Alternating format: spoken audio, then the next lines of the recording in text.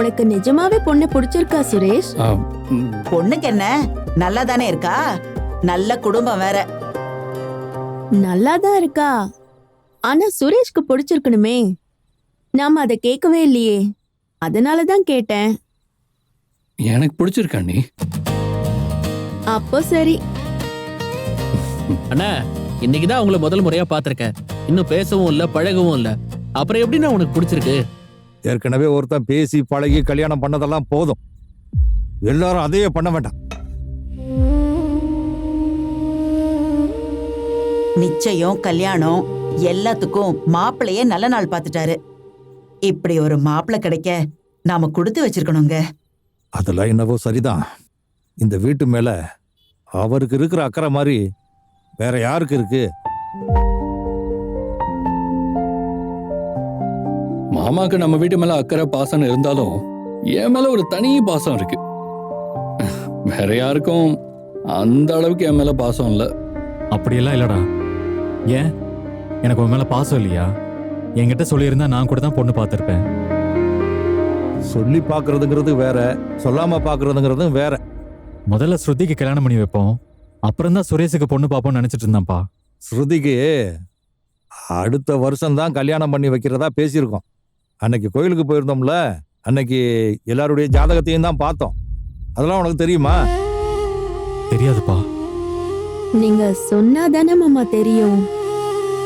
நீங்க தான் எங்க கிட்ட எதுவுமே சொல்றதே இல்லையே. மாமாவை எதிர்த்து எதிர்த்து பேசாத. இவனுக்கு ஒரு தங்கச்சி இருக்கான்றதுக்காக இவன் வயசு அப்படியே நிக்காதுல்ல. காலகாலத்துல நடக்க வேண்டியதெல்லாம் நடக்கணும்ல. மாப்பிள்ளைக்கு தோணி இருக்கு, இங்க இருக்கிறவங்களுக்கெல்லாம் தோணலையே.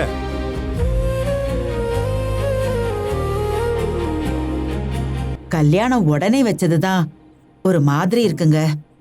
ஆனா மாப்பிள்ளை சொன்னா அதை தட்டவும் முடியாதுல்ல. அதான் அவனுக்கு கல்யாணம் இந்த மாசத்திலேயே முடியலைன்னா ரொம்ப லேட் ஆயிடும்னு அவன் ஜாதகத்திலேயே இருக்குல்ல. இல்லங்க, உடனே நிச்சயம் வச்சு 2 வாரத்துல கல்யாணத்தையும் வச்சா 2 வாரத்துக்குள்ள சொந்தக்காரங்க எல்லாரையும் கூப்பிட முடியுமா? சொந்தக்காரங்களை கூப்பிடுறது இருக்கட்டும் அண்ணா, நீயும் அவங்களும் 2 வாரத்துல ஒருத்தர் பேசி பழகி புரிஞ்சுக்க முடியுமா? அதை நினைச்சுதானே எனக்கு ரொம்ப சேடா இருக்கு. ஏய், அவ வாயில 2 போடுறி. நானும் பாத்துக்கிட்டே இருக்கிறேன், பேசணும் பழகணும்னு சொல்லிக்கிட்டு இருக்கான். நாங்க எல்லாம் பேசி பழகியாடா கல்யாணம் பண்ணிக்கிட்டோம். அதெல்லாம் கல்யாணத்துக்கு அப்புறம் கூட பேசிக்கலாம். இன்னைக்கு பொண்ணு பார்த்து அடுத்த வாரம் நிச்சயம், அதுக்கு அடுத்த வாரம் கல்யாணம்னா நாம கொஞ்சம் வேகமா போற மாதிரி தான் எனக்கும் இருக்கு. இப்ப கல்யாணத்தை முடிவு பண்ணி வச்சுட்டு அப்புறமா கூட பண்ணிக்கலாம்ல. ஏய், இவனுக்கு நாம சொல்றதெல்லாம் புரியுதா இல்லையா லட்சுமி? நீ எப்படா இந்த வீட்டுல கருத்தெல்லாம் சொல்ல ஆரம்பிச்ச?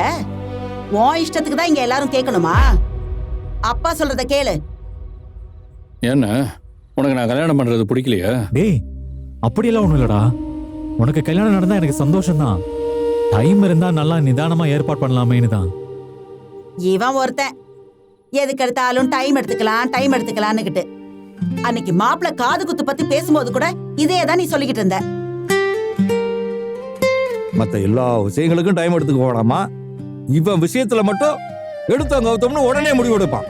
எல்லாரையும் அதை செஞ்சு கஷ்டப்படுத்துவான். கல்யாணம் மாப்பிள்ளை வீட்டுல தானப்பா நடத்தணும். 2 வாரத்துல ஒரு கல்யாணம் நடத்துற அளவுக்கு நம்ம கிட்ட காசு இருக்கணுமேப்பா.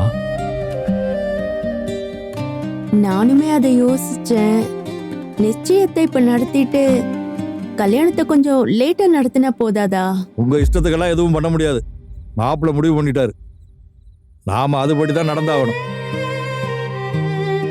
மாப்பிள்ள ஒண்ணும் இல்லாதவங்க வீட்டுல பொண்ணு பாக்கலையே. சுரேஷுக்கு வரதட்சணையே லட்சக்கணக்கில் வருது. அந்த பணத்தை வச்சு அவனுக்கு கல்யாணத்தை நடத்த முடியாதா? அம்மா, உங்களுக்கு புரியலம்மா. எனக்கு புரியுது. அது வேற ஒண்ணும் இல்ல லட்சுமி, இவனை விட வசதியான இடத்துல சுரேஷ் கல்யாணம் பண்ண போறான்ல, அதை இவனால தாங்க முடியல. அந்த கடுப்புல தான் இப்படி எல்லாம் பேசிக்கிட்டு இருக்கான். அப்பா, ஏங்க அப்படிலாம் இல்ல. அப்படியான நீ வேற ஏன்டா? உனக்கு ஒரு நல்லது நடந்தா எனக்கு ஏன்டா பிடிக்காம போக போகுது? கல்யாணங்கிறது சாதாரண விஷயம் இல்ல, அதுக்கு பெரிய ஏற்பாடெல்லாம் பண்ணணும், நிறைய வேலை இருக்குடா. சாதாரண விஷயம் இல்லதான், ஆனா அதை நல்லபடியாக நடத்தி வைக்க மாப்பிள்ளையால முடியும். மாப்பிள்ளை சொன்ன தேதியில சொன்ன பொண்ணோட கல்யாணம் நிச்சயமா நல்லபடியாக நடக்கும். சும்மா வேற யாராவது வளவளன்னு பேசிக்கிட்டு இருக்க வேண்டிய அவசியம் இல்லை.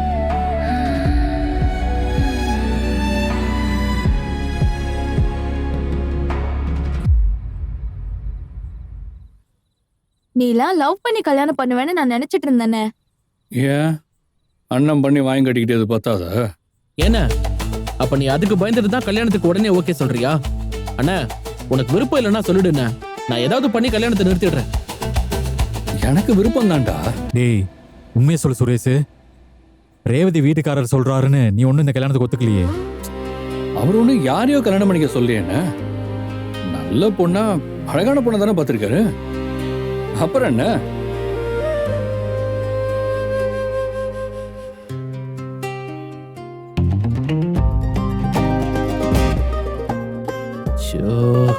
கன்றாவி, இதெல்லாம் பார்க்க முடியல.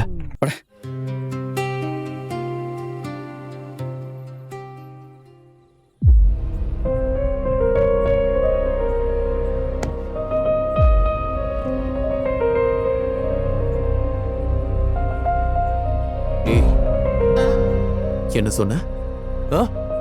என்ன சொன்ன? உன் அண்ணன் மடியில உட்கார வச்சு குழந்தைங்களுக்கு காது குத்தலனா பிள்ளைங்களை தூக்கிட்டு போய்கிட்டே இருப்பியா? அப்போ அவங்க ஏன் பிள்ளைங்க இல்லையா? உனக்கு மட்டும்தான் பிள்ளைங்களா? சொல்றே சொல்றே. அங்கேயே 4 அரை சாத்தி இருக்கணும்டா அவளை. இவ பேசும்போது அவ அப்பனும் ஆத்தாலும் அமைதியா இருந்தத பார்த்தேல்ல. அன்னைக்கு கஷ்டப்பட்டு கடன் எல்லாம் வாங்கி நகையெல்லாம் வாங்கிட்டு ஆசையா வந்து நின்னுச்சு. எப்படி அண்ணன் மடியில உட்கார வச்சு காது குத்தாம இருக்க முடியும்? உன் அண்ணனை பத்தி யோசிப்ப, ஆனா என் மகனை பத்தி யோசிக்க மாட்டேன், அப்படித்தானே? அத்தனை பேர் முன்னாடி இவ அந்த கேள்வி கேக்குறா. அவன் மரியாதைய பத்தி யோசிக்க மாட்டியா நீ? தப்புதான், என்ன மன்னிச்சிருங்க. நான் அந்த நேரத்துல பேசாம விட்டா என் அண்ணன் மடியில பிள்ளைங்களை உட்கார வைக்க முடியாம போயிடுமோன்னு பயந்துட்டேன். எனக்கு அது வாழ்க்கை முழுக்க குற்ற உணர்ச்சியா போயிடும். உன் அண்ணன் அவமானப்பட்டா உனக்கு குற்ற உணர்ச்சியா இருக்கும். புருஷன் அவமானப்பட்டா ஜாலியா இருக்கும். அப்படிதானே? அப்படிதானே? ஏய், பெரிய இவன் மாதிரி மிரட்டுற? ஏய், உன்னையும் உன் அண்ணனையும் அந்த இடத்தை விட்டு துரத்திட்டு எனக்கு பிடிச்ச மாதிரி என் பிள்ளைங்களுக்கு காது குத்துறதுக்கு எவ்வளவு நேரம் ஆகியிருக்கும். ஆனா நான் அப்படி செஞ்சனா? செய்யலையே. ஏன்னா நான் ஒரு ஜென்டில்மேன்.